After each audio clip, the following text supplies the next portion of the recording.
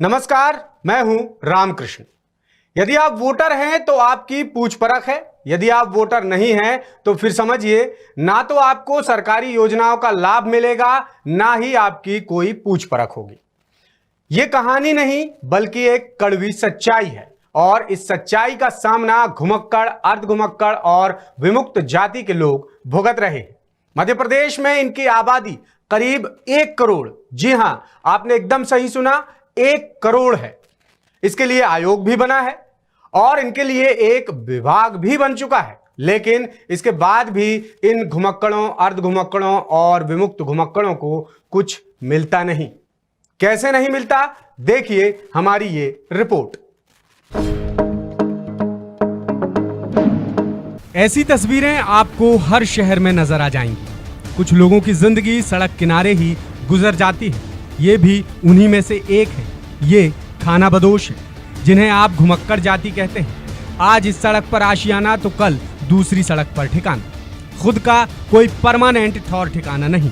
कुछ अर्धघुमक्कड़ होते हैं, यानी बरसों बरस एक जगह रहते हैं, ज्यादा घूमते फिरते नहीं।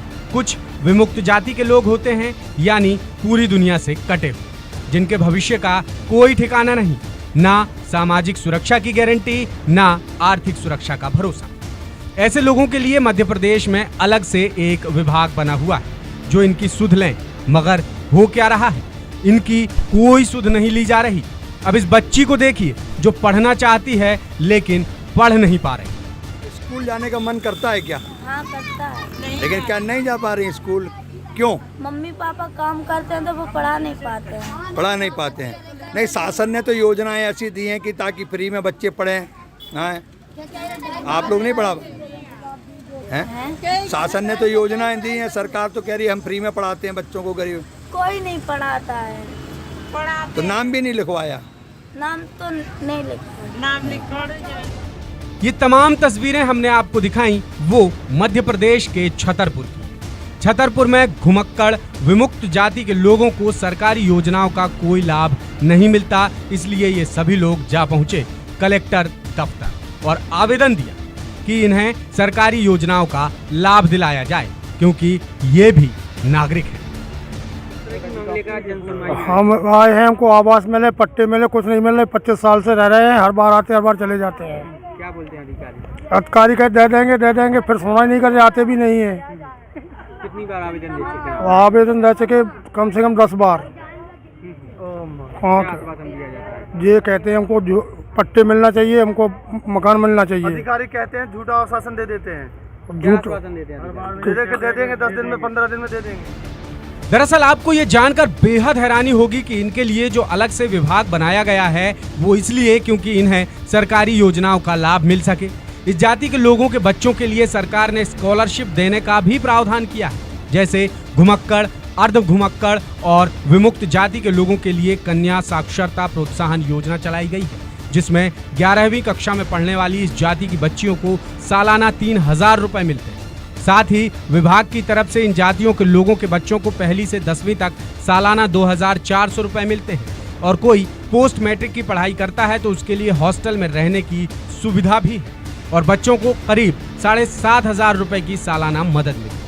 लेकिन जब पढ़ ही नहीं रहे तो कहां से मिलेगी ये मदद?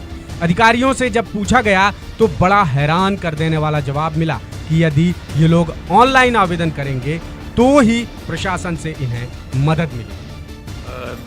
मध्य प्रदेश शासन की नगरीय क्षेत्रों में यदि कोई विगत 3 वर्षों पूर्व से अर्थात 31 दिसंबर 2020 की स्थिति में किसी स्थान पर रह रहा है और वो स्थान हमारे नगर नियोजन विभाग के उस मद में भी आवासीय मद के रूप में चिन्हित है, तो ऐसे स्थानों पर पट्टे देने की योजना है। इसके लिए संबंधित व्यक्ति को धारणाधिकार योजना के तहत ऑनलाइन आवेदन करना होगा, उस कट ऑफ डेट के पहले का प्रूफ देना होगा। ये प्रक्रिया सभी के लिए खुली हुई है। कई जगहों पे इस योजना के तहत पट्टे जारी भी किए गए हैं, लेकिन इसमें हमें बस ये देखना होगा कि कहीं वो स्थान इस तरह का तो नहीं है कि उसका मद कोई दूसरा है या फिर वो लोक महत्व की इतनी इम्पॉर्टेंट जगह है जहाँ पर कोई विकास योजना आदि क्रियान्वित की जा सकती है। धारणाधिकार के लिए 31 दिसंबर 2020 की स्थिति में वहाँ पर रहना आवश्यक है, उसका साक्ष्य भी देना होगा। तो नगरीय क्षेत्र में इस आशय का नहीं दिया जा सकता है। यद्यपि ग्रामीण क्षेत्र में ऐसी कई योजनाएं हैं जहाँ पर खाली पड़ी हुई ज़मीन पर भी लोगों को क्या पट्टे दिए जाते हैं। यदि किसी परिवार का आकार बड़ा हो गया या आबादी एरिया कम पड़ गया तो नई आबादी घोषित करके ग्रामीण क्षेत्रों में नए पट्टे जारी किए जाते हैं। इस संबंध में वो आवश्यक आवेदन प्रस्तुत करें और अपने रहने का साक्ष्य दें तो प्रशासन निश्चित रूप से सम्यक जांच के उपरांत उस पर कार्रवाई करेगी। मध्य प्रदेश में इनकी आबादी करीब 1 करोड़ है। इनमें से 90% के पास किसी तरह का पहचान पत्र नहीं है। मध्य प्रदेश में विमुक्त जातियों की संख्या 21 है। इनके लिए बनाए गए आयोगों की संख्या 21 से बढ़कर 26 करने की सिफारिश भी की जा चुकी है। मध्य प्रदेश ने आयोग की सिफारिशों को आज तक लागू नहीं किया। विभाग का बजट 47 करोड़ रुपए, जबकि महाराष्ट्र में ये बजट 1200 करोड़ रुपए है। और इस जनजाति की तरफ सरकार का ध्यान केवल इसलिए नहीं है क्योंकि ये वोटर नहीं है। इनसे सरकार बनती या बिगड़ती नहीं, मगर सवाल यही है कि वोटर नहीं है तो क्या ये इस देश के नागरिक तो हैं? क्या ये देश के नागरिक नहीं है? यहां एक बात किसी के समझ में नहीं आती कि क्या कभी सरकारी दफ्तरों में बैठे अधिकारी अपने चैम्बर से बाहर निकलेंगे? इसी रिपोर्ट में आपने सुना एडीएम साहब कह रहे थे कि यदि ये लोग ऑनलाइन आवेदन करेंगे तो उनकी मदद की जाएगी।